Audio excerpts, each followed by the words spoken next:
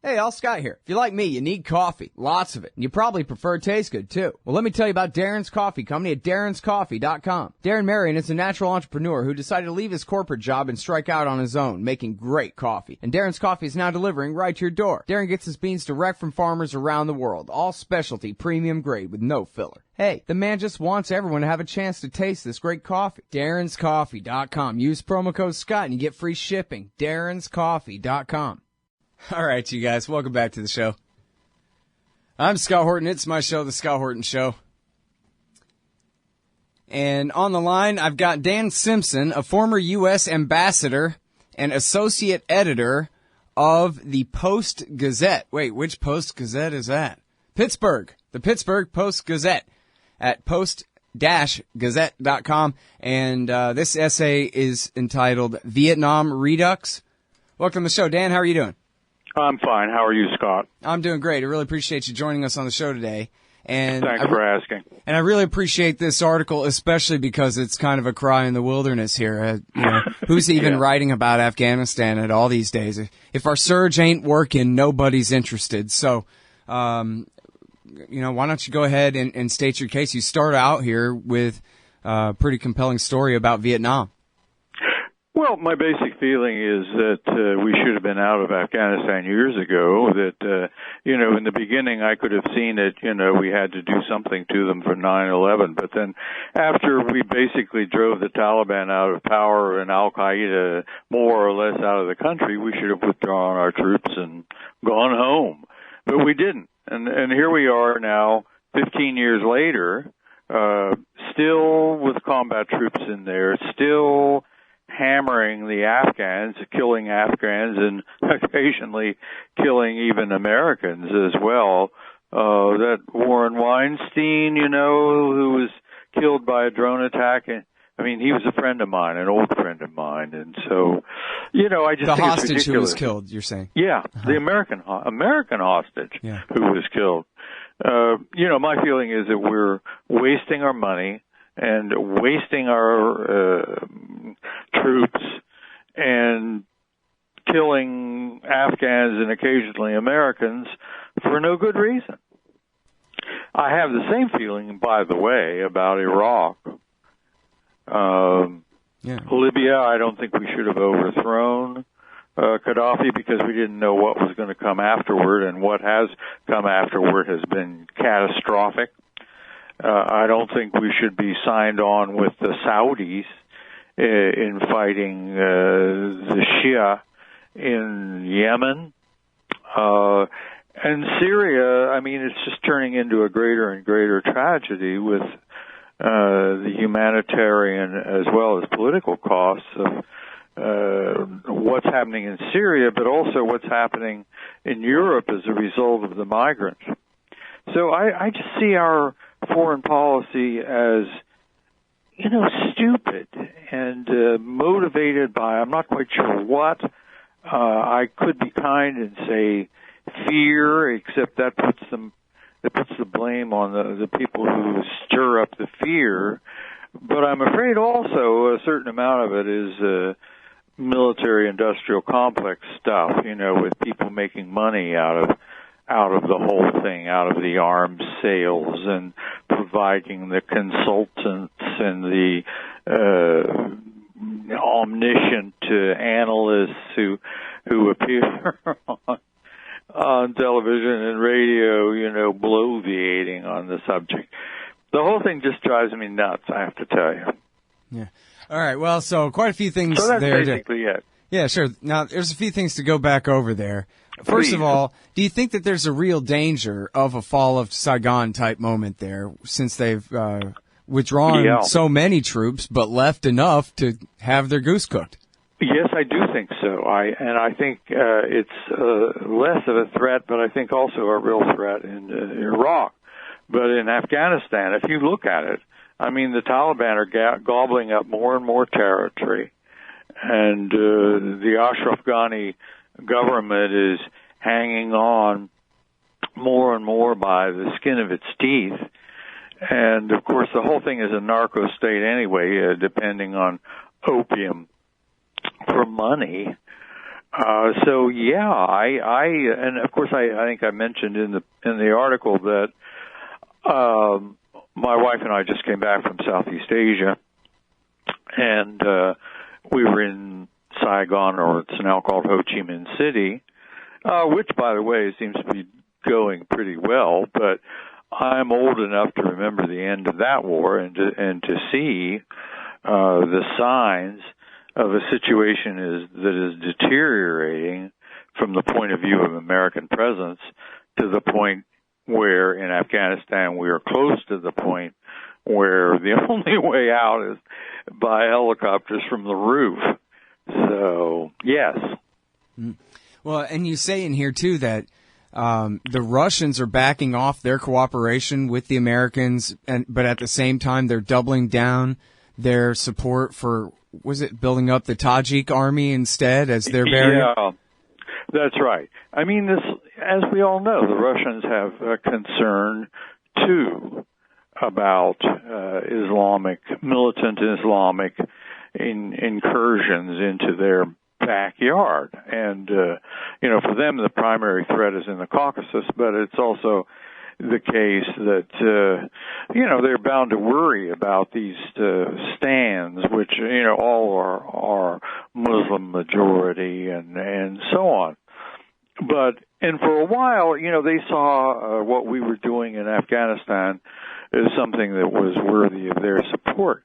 But I honestly think, they see that ship sinking, and so their response to that is to build up, I hate to use the word wall because it has such an unfortunate connotation in American politics now, but building up the strength and their relationships with the stands, Tajikistan, Kyrgyzstan, et cetera, around Afghanistan, rather than continuing to support our effort in Afghanistan. In other words, I think it's ships leaving a sinking rat. Yeah. All right. So now, and I also want to get back to, you mentioned, I would have asked you, but you mentioned the why of it. And I think the most important part of your answer really is that no one really knows, or no one really knows because it's a lot of little reasons, none of them good enough. Well, a lot of people make money out of this. One of the things we have done is loaned the Afghans money to buy arms from us, helicopters and so on. And then, of course, American contractors supply them the know-how to use these weapons. American companies sell them the weapons. American companies sell them the spare parts for the weapons. And, and then there are whatever American economic aid is still going into Afghanistan. That's all American companies as well. So, which is to say that,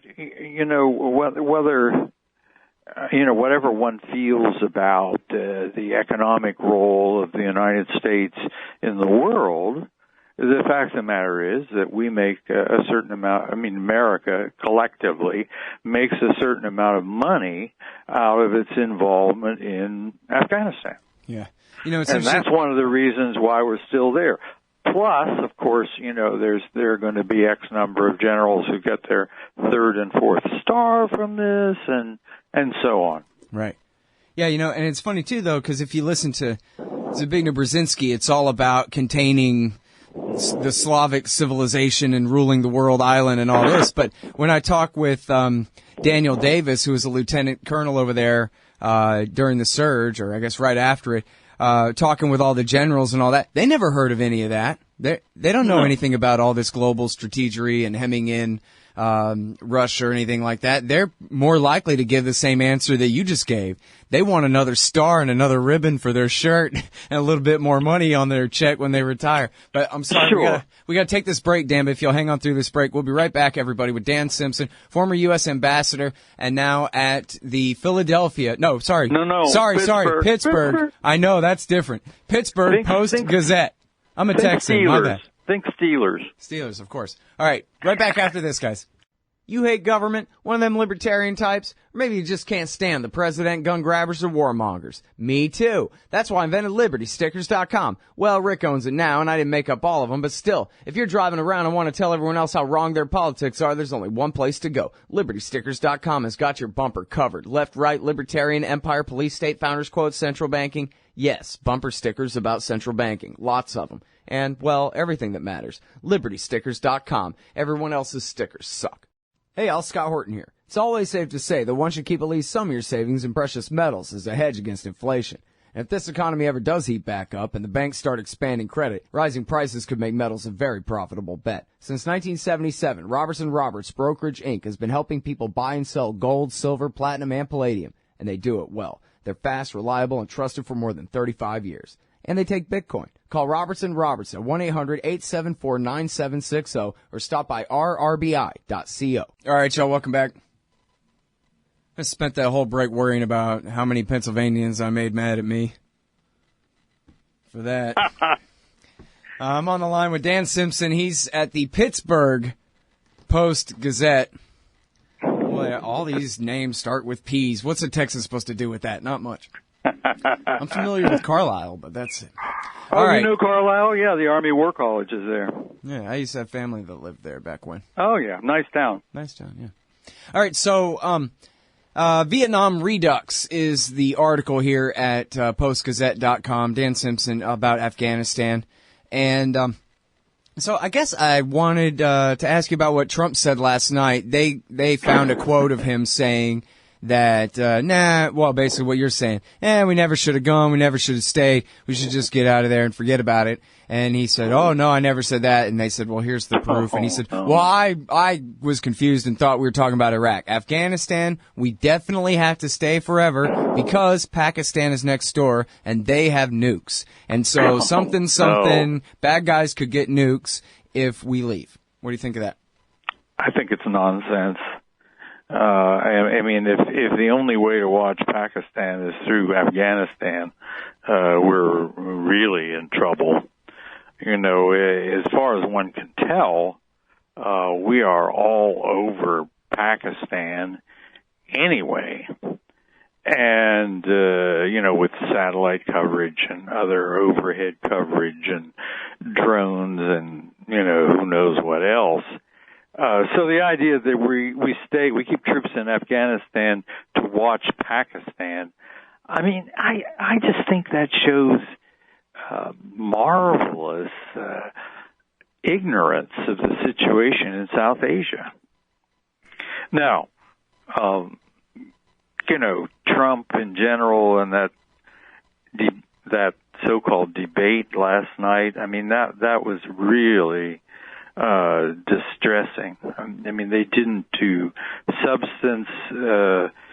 When you get yelling at each other about the relative length of their penises, you're really in trouble. You know that America is really in trouble. Yeah, well, the most substantive thing said about foreign policy was Kasich agreeing with Hillary Clinton that we have to invade and occupy North Africa forever. Yeah, that's a nice thought, isn't it? Yeah. I mean, because that Libya thing... he's the adult. He's the very reasonable adult in the room who says, everybody, we should stop yelling at each other and just occupy Libya. And if he's the adult, then perhaps it's even scarier. I lived in Libya for almost 2 years. Oh, yeah? And, yeah, you were the ambassador to Libya or State Department? No, I was teaching English on the staff of the Libyan Army Military College, and Gaddafi was one of my students. Now, this was way back before the dawn of time. Gaddafi was one of your students. This is how far back before the dawn of time? In the 1960s. But anyway, everyone would agree that Gaddafi was a monster. He was one of those cases where, absolute, power corrupts and absolute power corrupts absolutely. Well, he was certainly in that category. But what our geniuses in Washington didn't do was try to figure out, have some understanding of what would come next. If they got rid of Gaddafi, then what? But they didn't think that far. I don't know whether they could have and didn't, or whether they just flat don't think that far ahead. But what happened, of course, is the place has turned into chaos. Part of the coast is now controlled by the Islamic State. There are at least two governments in Libya and many other patches of territory that are controlled by tribal militias. And on top of that, Libya can serve as a springboard for all the migrants in sub-Saharan Africa who want to go into Europe, and that's out of control too. So they didn't think it through. I mean, that's not to say that there was anything good to say about Muammar Gaddafi. There wasn't, by that time. But anyway. Well, and no, I mean, it's important. I follow all the neocons on Twitter, and they're universal in agreement that the pure state of nature is American aggressive invasion, occupation, and regime change everywhere. And to oppose that is to support dictators. So Ronald Reagan giving chemical weapons to Saddam, that's not supporting dictators. Supporting dictators is opposing a neocon effort to overthrow him. And so when Trump says we shouldn't have overthrown Gaddafi, we shouldn't have overthrown Saddam, he never said we should have given them billions of dollars and chemical weapons like Reagan did. He just said we should not have overthrown them. And Max Boot and every other neocon clone says, oh no, it's terrible. They want us to support dictators, even though, of course, they support Sisi in Egypt and they support the dictatorship over the Palestinians in the West Bank, et cetera, et cetera. Oh, yeah, sure. No, what I find truly depressing as someone who's followed foreign affairs pretty much throughout my professional career is that they don't think ahead. They don't think, if we do this, then what? And so, which is another way of saying that we don't have a coherent, far-sighted foreign policy. Well, here's the problem that I have with that. I hear that a lot, Dan. We didn't have one under Hillary either. Yeah. Well, I hear that a lot, and from State Department guys. Peter Van Buren's former State Department guy I talk with a lot, and it's totally believable to me in a lot of ways, except for the fact that we have these discussions on this show all the time. Yeah, but then what? And it's even in the New York Times. There's the Great Washington Times series a year ago, but there's the new two-parter in the New York Times about the Libya war, where they even quote the generals warned Obama that this so-called rebellion has Al-Qaeda guys in it, meaning veterans of Al-Qaeda in Iraq. The guys who had just finished killing Americans in Iraq War II.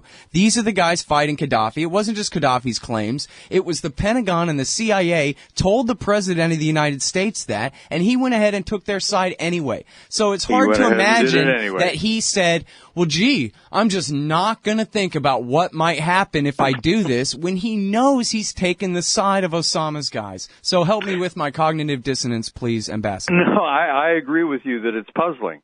But the people he listened to on that one were Hillary, Samantha Power, Susan Rice, who's now, thanks a lot, National Security Advisor, and Gail Smith, who's now the head of the Agency for International Development. Those are the ones he listened to, and they said, you can't, this is a good chance to get rid of Muammar Gaddafi, so get rid of Muammar Gaddafi. And whether they didn't know enough to realize what would happen next, or whether they got it wrong, one doesn't know. But he listened to one group rather than another group. And that's his affair if he is the president. But then there's no walking away from the results, of what was in fact a major mistake. Mm-hmm. All right, well, in my view. That's my view of it. I'm sure with you. Now, we don't even really have time, but you mentioned it, and it goes unreported and unmentioned so much. I'd like to give you a minute, if you could, to sum up your point about Yemen that you brought up earlier. Well, Yemen, because we dearly love the Saudis and we don't care what they do as long as they keep buying weapons, we have signed on to the Sunni side in what is essentially a Sunni Shiite battle in the Middle East. And I have not seen anyone say it, but I wouldn't be surprised if there weren't American pilots or American co-pilots with Saudi pilots in the Saudi American-supplied aircraft that are bombing Yemen back prior to the Stone Age. And I don't understand. I mean, I know why, but I certainly do not see, in terms of U.S. interests, why we are in the middle of a Sunni Shiite war over Yemen. I don't get it. Well, isn't it just kind of a payoff? It's a payoff to them for securing their interests through the Iran deal, right? Well, there's that, but also it's because they buy all these weapons from us. We sell them enormous amounts of weapons, and of course, if you sell weapons to somebody, then you have to give them the technical support to support the weapons. You have to teach them how to use them. Then you get the resale of ammunition and spare parts, and it's a very profitable thing. And again, you know that there are lots of different ways of looking at problems, but one of the ways always to look at them is who makes money out of this. Follow the money and you'll understand it. That's frequently true.